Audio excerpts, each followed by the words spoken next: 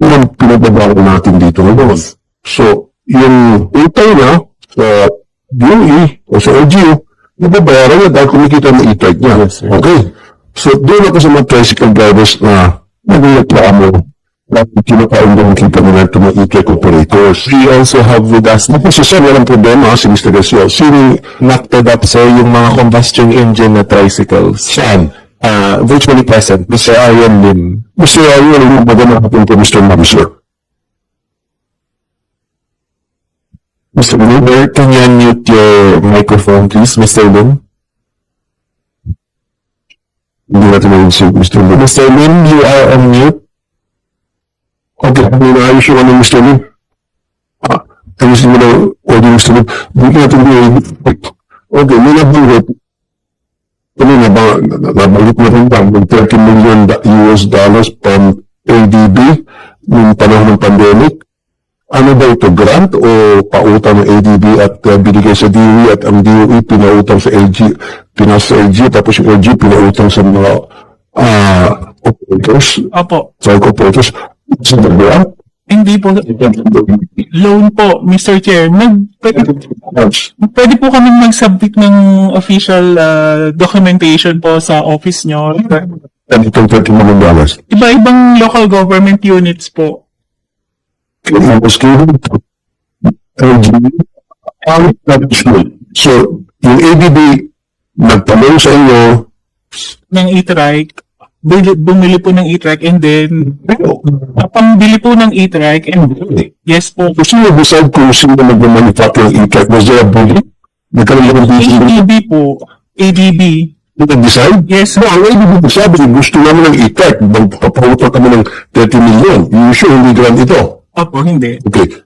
30 million para i-promote yung LEV. Diba? Yes, sir. Para environment friendly at ibigay sa ito para naman ipasa mo sa LGU. Yes po. And then yung LGU na po yung maghahanap ng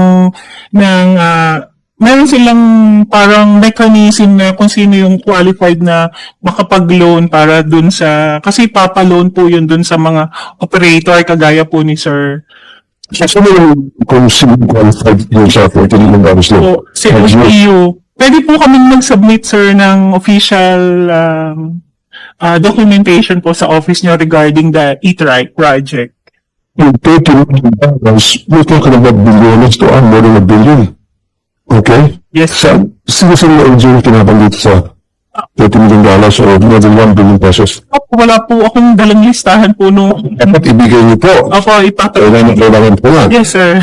Kasi katulad nito si Mr. Garcia, nagreklamo siya, paano mababayaran daw yung loan niya. Sabi ko, kumikita naman siya, kahit pa paano. Pero ang issue dito ngayon, $30 million, that's more than, magkano, 1 billion pesos. So lahat ba ng local government units na bigyan nito? Hindi po, sir. Kasi meron silang qualification dapat yung may mga LGU po na qualified sana, hindi po. So sino naghawak ng pera? Sino sino? Hindi, Sure. hindi ako sure, sir. You have to be sure. We're talking about billions of pesos here. Apo. So, dito na po from ADB, sabi ng ADB, magpapauto kami sa inyo ng $30 million para ikarot sa lahat ng LGU pambili ng electric tricycle, panghanap buhay. Okay, para environment friendly. Apo. So ngayon, ang DOE, bigay yan sa mga members. Hindi po. ADB po yung ang nagsabid ng mga tricycle. Okay, from ADB, akala ko naman sa DOE.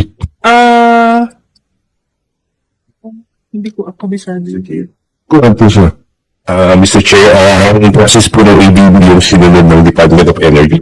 So, sir, Sila po nagpabid ng mga and then binigay po kay DOE yung mga tricycle na yan and then so, ang naghahanap ng mga manufacturers ng electric opo, sila po nag-identify through their legal process, opo. moving process. Ngayon, nanalo, so, kung sino man mga nanalo, ibigay mo yung Hindi po naman kay DOE yung pera.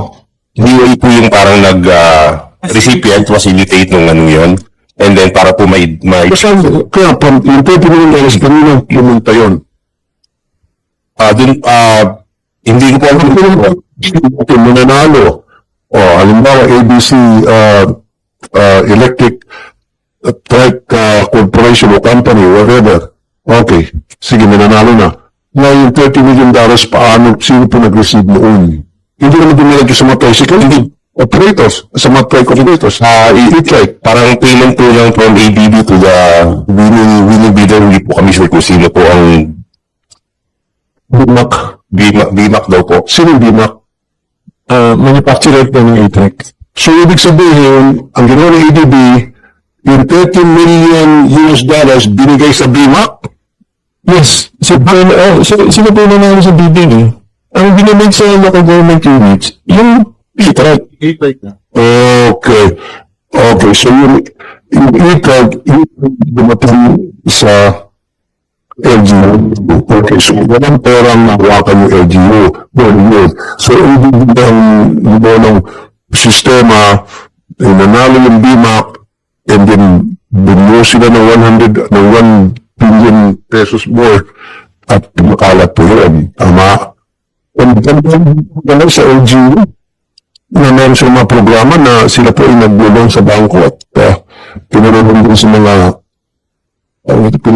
mga Mr. Senator, yung kooperatiba namin, nila, ACBIA, diretso kami sa bangko nagulong, hindi dumadaan sa LGU. okay, maganda naman.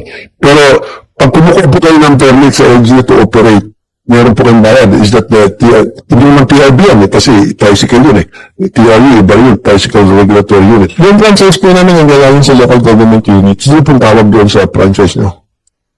Certificate of Public Convenience. Parang, rin, support. Di ba sa tricycle po may TRU, may TRB. Sa inyo po, hindi kayo. Tricycle Predicat Franchising Regulatory Office. Ayun, doon kayo dumadaan. ACBIA po.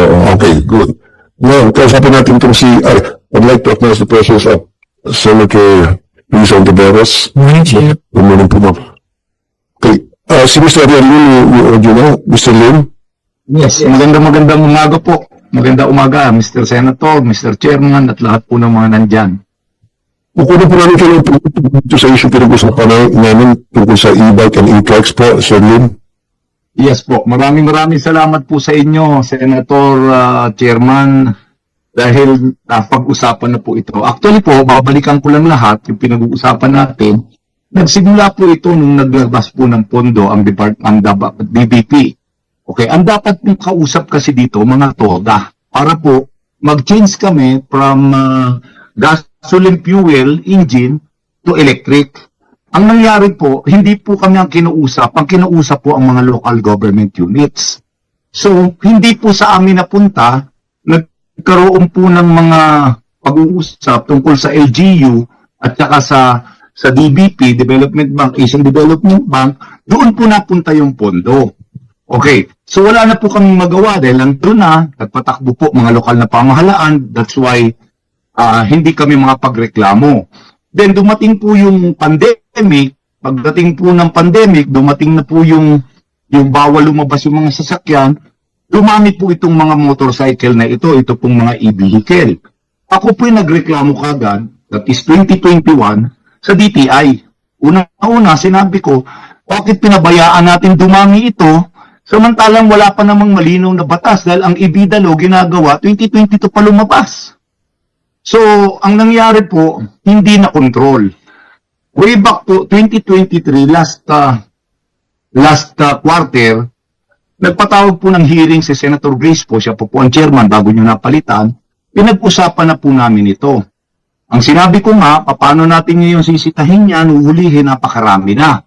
Wala tayong control. Ito na ang malaking problema. So, ang sinabi ko noon, baka pwede, kung ulihin natin, baka pwedeng idaan muna natin ito sa LGU through barangay level. Kasi nga, sumasampa na po, ginawa ng tricycle. Yung mga maliliit na bisikleta ay na e-bike, motorcycle po pinag-usapan, nilagyan ng sidecar, ng mga dating sidecar ng mga pedicab at jack. So, ang nangyari ngayon, nakalaban na sila ng mga tricycle. So, nag-complain na po ako na baka dapat bawalan. Ang problema, wala po kami magawa kasi ang local government units po nagbibigay ng prangkisa sa mga tricycle. So, political will po ang sinabi ko ng hearing. Kung wala tayong political will, politika na naman ang pupuntahan, talagang ganito kagulo ang transportasyon natin. Hanggang pumasok na po, kasi po dalawang ginagalawan ko, yung NACTODAP at yung National Public Transport Coalition na ang kasama ko naman, iba't ibang grupo, from truckers hanggang jeepney hanggang taxi.